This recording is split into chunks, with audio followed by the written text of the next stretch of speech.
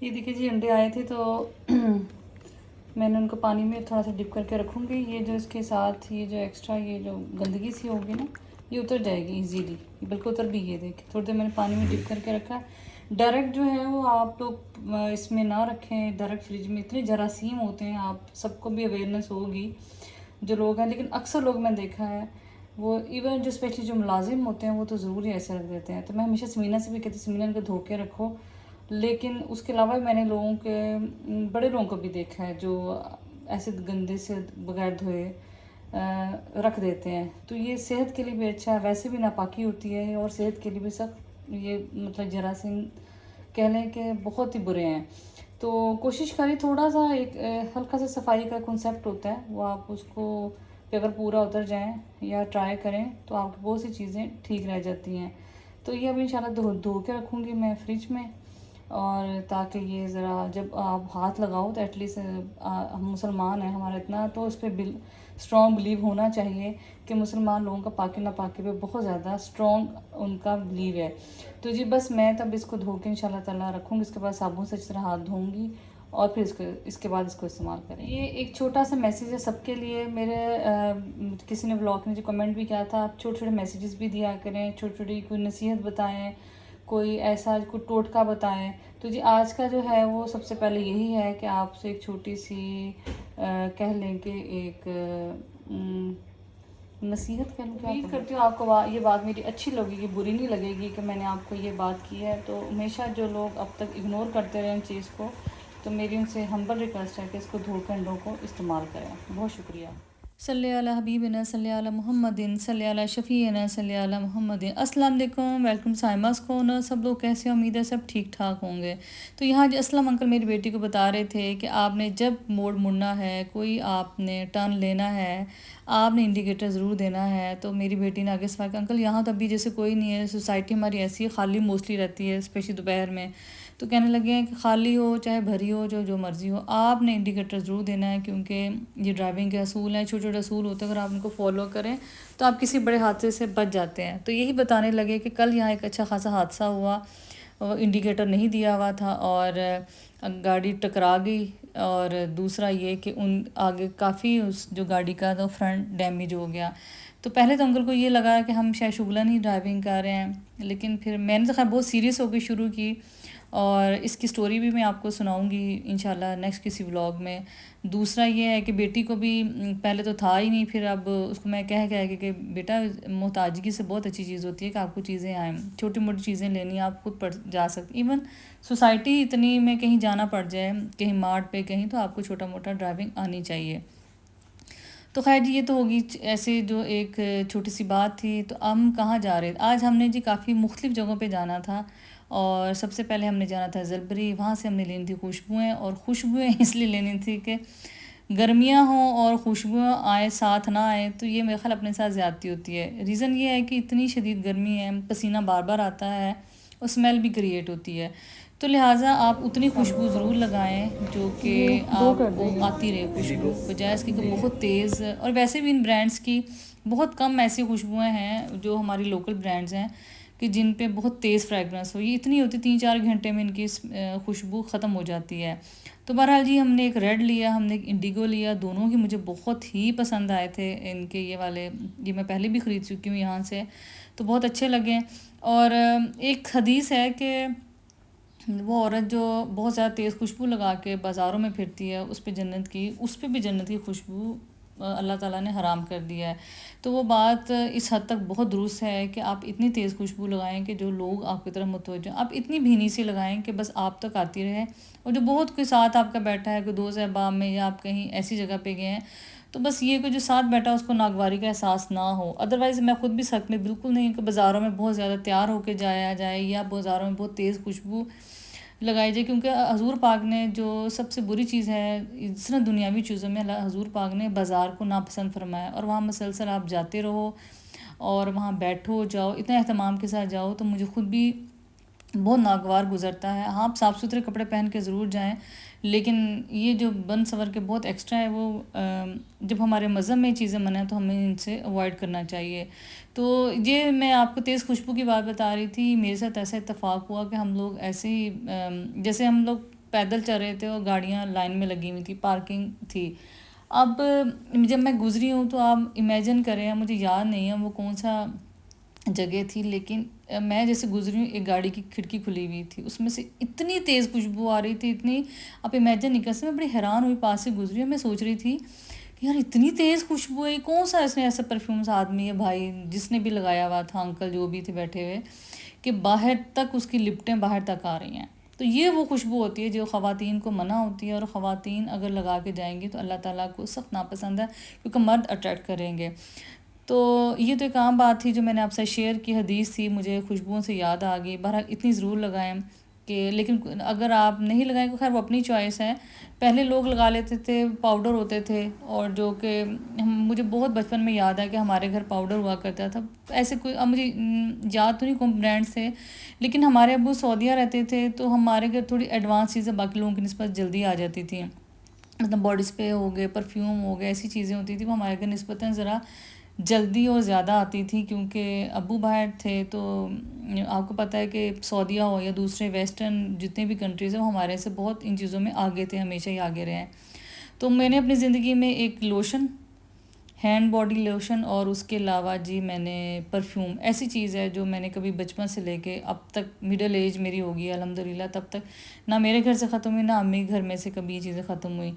तो जी खैर, साथ साथ कपड़ों की बातें भी कर लेते हैं। कपड़े पसंद आ रहे थे, एक दो मेरी बेटी को पसंद आए, लेकिन वो थोड़े सी थ्रू थे, तो वो फिर मुझे भी मुनासिब नहीं लगा। उसने कहा मामा मैंने भी नहीं लेना जिसमें से आपका जिस्म का कोई हिस्सा नज़र आए।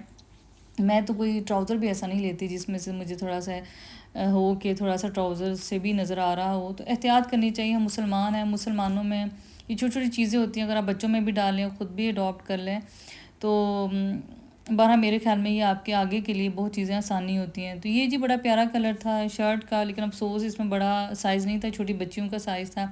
बस ये हमारी तकरीबन शॉपिंग कंप्लीट हो गई थी। बेटी मेरी ने फिर कुछ फ्रॉक्स थे वो ऑलरेडी उसके पास थे, उसने कहा कि मैं फिर नहीं लेती, डिज़ाइनिंग ऑलरेडी है। बस फिर हमारी शॉपिंग उसने उसकी जगह टी शर्ट ले ली, उसको टी शर्ट चाहिए थी नाइट सूट के लिए, वो उसने ले ली। फिर मैंने परफ्यूम्स ले लिए। तो जी बस हम बिल कर रहे थे और उसने कहा कि मैडम आप ना नेक्स्ट स्टॉक आएगा तो आप ज़रूर देख लीजिएगा। मैंने कहा चले इंशाल्लाह नेक्स्ट है, क्योंकि ज़रबरी पे एक तो सेल नहीं लगती क्योंकि इकोनॉमिकल ब्रांड है, दूसरा ज़ाहिर बात है उन्होंने अपनी क्वालिटी बहुत एक्स्ट्राऑर्डिनरी नहीं रखनी होती क्योंकि इकोनॉमिकल ब्रांड है, लिहाजा कहीं ना कहीं वो थोड़ा थोड़ा जैसे स्टिचिंग या थोड़ी सी आप कह लें कि जो कपड़े की क्वालिटी में उन पे थोड़ा सा फ़र्क बाकी जो बहुत महंगे ब्रांड्स हैं उसकी निस्बत आ जाता है। लेकिन फिर भी ये होता है कि अच्छा इसका कपड़ा है, सब कुछ अच्छा है, यूज़ कर सकते हैं। एक दरमियाना तबका जो हमारे जैसे लोग हैं वो उसको लेते भी हैं और उसके बाद उसको यूज़ भी करते हैं। तो जी हमारा अगला क्या था पड़ाव हमारा अगला पड़ाव था बाटा। तो बाटा हम क्या करने गए, कुछ दिन पहले मैंने अपने शूज़ लिए। अब जी क्या था, अब हमने लेने थे बाथरूम के स्लीपर।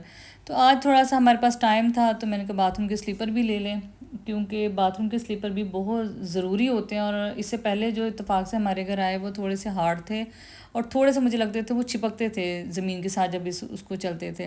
तो बाथरूम ऑलरेडी पानी होता है, स्लिपरी होता है। तो अब मैंने सोचा जूता चेंज करूं, और जूता मैंने उनसे ये कहा था कि वो दें जो एक तो स्लिपरी ना हो, उससे हार्ड ना हो। तो खैर 2-4 जूते उन्होंने मुझे दिखाए। मुझे एक जूता ब्लू में अच्छा लगा, वो जो पुरानी कैंची चप्पल नहीं होती थी वैसी सी थी। तो उसमें मैंने कहा था मुझे सॉफ्ट वाला वर्जन दे। ये तो जो नया दिखा रहे थे वो तो हार्ड थे। वो कहते बाजी ले लें नया आए। मैंने कहा भाई नए आए जैसे हैं, मुझे तो एक तो हार्ड चाहिए ही नहीं है, दूसरा आप ना थोड़ा सा जैसे ये चिपकने वाला साथ है ना वो ना दें। क्योंकि जूते शायद आप मेरी बात से एग्री कर रहे हैं और बात समझ भी आ रही होगी कि कुछ जूते ऐसे होते हैं जो चिपकते भी हैं साथ ज़मीन के साथ, स्पेशली जब चल रहे होते हैं, कहीं ना कहीं गीला होता है। तो बस ऐसे रैंडम मैं देख रही थी कि और भी आए हुए थे जूते, काफ़ी इकोनॉमिकल भी थे, लेकिन जब मैंने उनको पास आके देखा तो वो काफ़ी हार्ड थे। तो मुझे खैर कोई इतना हार्ड जूता कभी ज़िंदगी में नहीं पसंद है। चलना फिरना हो ना तो फिर आप कंफर्टेबल नहीं होते। तो बस इसी में शॉपिंग में देख रही थी कि और क्या की जा सकती है। स्कूल के बैग थे, वैसे बैग, और ये मुझे जूते देख के हंसी भी आई, मुझे अच्छा भी लगा। मैं सोच रही थी कि फ़ैशन में चीज़ें हों वो कितनी अच्छी लगती हैं। यही अगर फ़ैशन में जूते ना हो, जैसे आपने देखे फूले फूले से जूते आजकल चल रहे हैं, जब ना हो तो कितने बुरे लगते हैं। यही चीज़ें फ़ैशन में हैं, बच्चे बच्चियाँ पहन के फिर रहे हैं और वो अच्छे भी लग रहे हैं। तो बस ये फ़ैशन बड़ी ज़ालिम चीज़ है, और अब सोच अंदाज़ा होता है जो चीज़ें फ़ैशन में होती हैं वो अच्छी लगती, जो आउट ऑफ फ़ैशन हो तो वो अच्छी नहीं लगती। तो खैर जी, हमने यहाँ से लिया जूता, अब हम चले गए ब्राइडे पे। हमारा अगला जो पड़ाव था वो था जी, हमने कुछ ग्रॉसरी लेनी थी। ग्रॉसरी में हमारा आना था नाश्ते का काफ़ी सामान आने वाला था, और कुछ खाने पीने की चीज़ें थी। मिर्चें जहाँ से मैं रेड ले रही थी वहाँ से वो का कलर ही बड़ा डार्क था, और बहुत मुझे कोई इतनी पसंद नहीं आई थी। तो मैं काफ़ी दिनों बाद मेरा यहाँ मार्ट पे चक्कर लगा, तो बस ये कुछ चीज़ें मैंने लेनी थी, और कुछ चीज़ें इस्तेमाल। मेरी बेटी कहने लगी शीर खुरमा लें मामा, शीर माल, सॉरी खुरमा नहीं, शीर माल लें, चाय के साथ लेंगे, वो अच्छा लगता है, हल्का सा मीठा हुआ। तो मैं सोच रही थी कि बचपन में हम भी खाते थे, अब बच्चे बड़े हो गए मेरे, तो बच्चों को भी, क्योंकि वो एक चीज़ जब घर में आती है तो बच्चों का टेस्ट भी लग जाता है। तो बस ये हमारी ग्रॉसरी तकरीबन हो गई थी मुकम्मल, छोटी छोटी चीज़ें थी वो लीं, और उसके बाद हमने घर वापस जाना था, और खाना मैं बनाई थी। और खाना क्या है वो आप देखिएगा और बताइएगा आपको कैसा लगा, और आज का व्लॉग कैसा लगा, और आपको ये बताइएगा कि जो मैंने कुछ बातें आपसे शेयर की हैं, कुछ बातें तो यूँ थी जो मैंने आपसे इसलिए भी शेयर की थी, मुझे बहुत से लोगों ने कहा था कि आप कुछ चीज़ें शेयर करें, अपना लाइफ का एक्सपीरियंस हो या कुछ अच्छी बात हो, तो वो मैं आपके साथ शेयर करती हूँ। हमेशा मेरी कोशिश यही होती है कि वो शेयर करूँ। उसके बाद रेसिपी कैसी लगी वो भी बताइएगा। तो ये बाथरूम की कुछ चीज़ें थी, जैसे ये सोप के लिए था छोटा सा साबुनदानी, तो बेटी को अच्छा लगा, तो फिर साथ ही वो कहने लगी कि चले मामा इंशाल्लाह ताला जब हम शिफ्ट करेंगे ना तब लेंगे कुछ मैचिंग की चीज़ें, कुछ चीज़ें अच्छी लग रही थी। तो बस हमने एक रैंडम चक्कर लगाया, क्योंकि आज थोड़ा सा फ्री थे, आज एकेडमीज़ बच्चों की नहीं थी, तो बस इसी में हमने थोड़ा सा टाइम गुजारा। और बर्तन हो और मैं ना हूँ, वो चक्कर ना लगाऊँ, मैं ना भी लेना हो तो मैं एक चक्कर लगा लेते हैं। चले जी, आप आए रेसिपी की तरफ, बताइएगा कैसी लगी आपको। आज मेरी तरफ बन रहे हैं काले चने, और काले चने मुझे बहुत पसंद है। कितने पसंद है, बस मुझे क्योंकि 7 दिन भी खिलाता है तो मैं खाती हूँ, मुझे इतने पसंद है। लेकिन मेरे घर में कोई इतने शौक से नहीं खाता, लेकिन ये मैंने आज अपने लिए बना रही हूँ। और इसके अलावा इसमें क्या जा रहा है मैं आपको बताती हूँ। इसमें जी काले चने तकरीबन 1.5 पाव काले चने, 2 बड़े साइज़ के मैंने टमाटर ले लिए जो कि मैंने छिलके उतार लिए थे, और लहसुन अदरक का पेस्ट डाला है, एक तो बड़ा प्याज डाला है। और इसके अलावा इसमें और क्या जाएगा वो भी आपको बताते हैं। इसके अलावा इसमें क्या जाएगा, इसमें जो बेसिक मसाले हैं कुछ खड़े और कुछ पिसे हुए, जिसमें दालचीनी जाएगी, कुछ जो काली मिर्ची जाएगी साबुत, इसके अलावा कुछ लौंग जाएंगे, ये कुछ लौंग चले गए। इसके अलावा क्या जाएगा, इसके अलावा जी जाएंगे पिसे हुए पिसे हुए मसाले, जिसमें हल्दी जाएगी 1/2 टीस्पून। इसके अलावा इसमें जाएगी रेड चिली, पिसी हुई लाल मिर्च जाएगी। इसके अलावा इसमें जाएगा सॉल्ट, और सॉल्ट भी हिसाब से डालें। इसके अलावा इसमें जाएगा शोरबे की जान, पिसा हुआ धनिया। तो फिलहाल तो यही मसाले जाएंगे। इसके अलावा इसमें थोड़ा सा ऑयल भी अभी मैं साथ ऐड कर दूँगी, और इसके अलावा इसमें पानी जाएगा, ये इसमें ऑयल भी चला जाएगा। बिल्कुल सादा सा तरीका पकाने का, और ऑयल अगर कम लगेगा तो इसमें मैं और ऐड कर लूँगी बाद में जब बुनाई करते हुए। मैंने हमेशा कोशिश की कि आपको बहुत सादे तरीके से बताऊँ जिसमें आसान हो। और ये अब इसमें जाएगा पानी हिसाब से मैं डालूँगी, तकरीबन इसको 50 मिनट लग जाते हैं चनों को। तो ये अच्छा जी, अब हो गया, सब पानी भी ऐड हो गया। अब इसमें को हम लगाएंगे कुकर, पानी में थोड़ा सा और ऐड करूँगी, और अपने हिसाब से 50 मिनट में इसको वेट लगाऊंगी। ये जी कुकर खुल चुका है, और थोड़ा सा पानी मैंने इसका निकाल लिया है। और पानी में हमेशा थोड़ा सा ज़्यादा रखती हूँ ताकि जो चनों का पानी है वो थोड़ा सा एज यखनी भी यूज़ होते हैं, शोरबा भी। तो यखनी इसलिए मैं कहूँगी कि जो काले चने हैं ये समझे कि मटन और बीफ की यखनी के बराबर इनका जायका तो मैं ज़ाहिर बात नहीं कहूँगी, लेकिन इसका जो बेनिफिट्स हैं वो इतने ही हैं। मुझे याद है मेरी शादी के बाद ना मेरे इन लॉज में एक आती थी, हम सब लोग को बुआ रज़िया कहते थे। तो उनका वो मुझे बताने लगी कि वो ज़्यादा वो नहीं थी, मतलब समझ लें कि अब ये अफोर्ड नहीं कर सकती थी मटन और जो है ये बीफ वगैरह की यखनी। उनका तो ऑपरेशन हुआ तो मुझे कहने लगी कि बेटा मैं तो अफोर्ड नहीं कर सकती थी मटन की यखनी, लेकिन मैंने चनों की यखनी, चने उबाल के उसका जो पानी था वो पीती रही हूँ। तो कहने लगी हैं कि बेटा मुझे उससे बहुत फ़र्क पड़ा। तो मुझे तब अंदाज़ा हुआ कि उसके बाद मैंने आहिस्ता आहिस्ता बहुत से लोगों से सुना भी इसका कि इसका बहुत फ़ायदा है इस चनों का। तो बाहर चलेंगे। अब ये मैंने इसमें से ये देखिए निकाल लिया है पानी इसमें से। अब इसकी मैं भुनाई करूँगी। भुनाई में मैं थोड़ा सा और ऑयल डाला है। इसके अलावा इसमें अब मैं भुनते हुए डालूँगी हरी मिर्चें और दही। क्योंकि चने की माशाल्लाह काफ़ी हद तक भुनाई हो चुकी है। अब इसमें डालूँगी मैं दही। बस कुछ चम्मच डाल ले, 3-4 टेबल स्पून दही ले लें। इसके अलावा मैंने ली है हरी मिर्चें, और तकरीबन 3-4 हरी मिर्चें मैंने काट के स्लिप लगा के, स्लिप तो नहीं लगाया है, 2 हिस्सों में काटा है। और अब इसको मैं अच्छी तरह भुनाई करूँगी। काले चने मेरी अम्मी बनाती थी। मुझे नहीं लगता मैंने ज़िंदगी में इतने मज़ेदार काले चने कभी खाए हों। काफ़ी लोगों के हाथ के मैं खा चुकी हूँ अब तक, लेकिन आज तक ऐसा नहीं हुआ कि अम्मी से ज़्यादा मज़ेदार चने किसी ने बनाए हों। इवन मेरे से भी नहीं बनते। हालांकि यही सेम रेसिपी है जिस रेसिपी पे अम्मी बनाती थी, लेकिन मुझे नहीं पता, शायद ममता का जायका था या क्या था। लेकिन हमारा शोरबा मेरी अम्मी चाहे वो मटन का था, चाहे वो ये काले चनों का था, चाहे वो माश की दाल थी, चाहे वो चनों की दाल थी, अम्मी बहुत ज़बरदस्त कुकिंग करती थी। बल्कि जब मटन का शोरबा था इतना लजीज बनता था, मेरे हस्बैंड को बहुत पसंद था। जब शादी हुई उसके बाद अम्मी ही बनाती थी मेरे बाद। तो वो राशिद ने कहना कि आंटी के हाथ का बहुत मज़ेदार मटन का शोरबा, इतना लजीज उन्होंने भी कभी नहीं खाया। शायद अपने अपने हाथ की एक तो माशाल्लाह नमाजी थी, परहेज़गार थी, और दूसरी बात यह है कि दूसरी पढ़ने वाली थी, हर वक्त दूसरी पढ़ती थी, तब भी और अब भी। तो ये है कि शायद मुझे भी बहुत सी बातें इसमें शामिल होती हैं इन चीज़ों में। तो बस इसकी अच्छी तरह बनाई होगी, दही को भी अच्छी तरह भूनते हैं, फिर इसके साथ क्या करते हैं वो आपको बताते हैं। अब जैसे बुनाई होगी है दही के साथ भी, तो अब इसमें मैं डालूँगी जो मैंने यखनी बचाई हुई थी, वो थोड़ी थोड़ी करके वो डालूँगी। यखनी मतलब जो है चनों का पानी,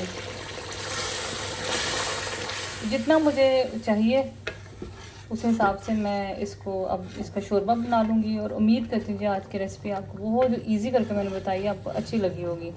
तो अब इसमें जाएगा जो भुना हुआ ज़ीरा, वो हाथों से क्रश करके डालूँगी। जब इसका शोरबा कंप्लीट हो जाएगा तो हरा धनिया भी डालूँगी। थोड़ी सी कसूरी मेथी मैं ज़रूर डालती हूँ, क्योंकि अम्मी भी डालती थी। थोड़ा जी शोरबा और पक ले तो ये रेडी हो जाएगा। तो जी आपसे मिलते हैं फिर आपको शोरबा रेडी करने के बाद। ये शोरबा तकरीबन रेडी हो चुका है, और कितना खूबसूरत शक्ल है शोरबे की। और अब इसमें मैं क्या डालूँगी, इसमें मैं डालूँगी सूखी मेथी। थोड़ी देर और पकता रहेगा, हल्का सा गाढ़ा और हो जाए। और इसके अलावा इसमें क्या जाएगा, सूखी मेथी के अलावा इसमें जाएंगी हरी मिर्चें जाएंगी, और इसके अलावा इसमें क्या जाएगा, इसमें जाएगा हरा धनिया। ये हरा धनिया इसमें जाएगा। इसके अलावा इसमें क्या जाएगा, इसके अलावा इसमें जाएगा भुना हुआ ज़ीरा। ये मैंने हाथ से मसल दिया है, और भुना हुआ ज़ीरा जाएगा। और इसमें अब कुछ भी नहीं जाएगा, बस 5-1 मिनट हल्की सी आंच पे और पड़ा रहे, थोड़ा सा इसका शोरबा और गाढ़ा हो जाए।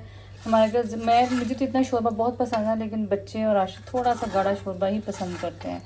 तो जो उम्मीद करते हैं आज की रेसिपी आपको अच्छी लगी होगी, और फीडबैक भी दीजिएगा कैसी आपको लगी। मिलते हैं नई रेसिपी में, तब तक अल्लाह हाफिज़।